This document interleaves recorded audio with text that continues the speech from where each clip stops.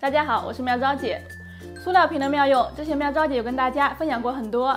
那如果我们把洗衣机的排水管插到塑料瓶里面，会有什么样的妙用呢？下面大家就跟着妙招姐一起来看看吧。相信很多人都遇到过这样的情况，就是家里的洗衣机排水管太短，够不到地漏，或者地漏口太小，排水管无法插到地漏里。这样洗衣服的时候，水就会流得到处都是，非常令人头疼。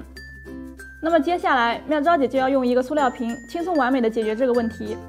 首先，我们在瓶身这个位置标记一个排水管一样大小的圆圈，然后我们再用刀把圆圈割开一个十字。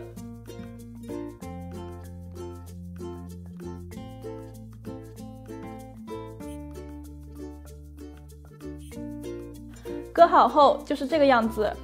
我们再把洗衣机排水管插到十字口里，然后把瓶子插到地漏里，这样洗衣机排水的时候就不会流得到处都是了，不管多大的水都不会满出来，很完美吧？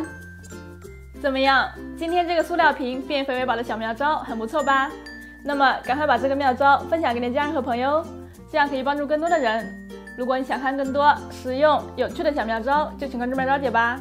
还有记得在下方点赞留言哦。我们下期再见，拜拜。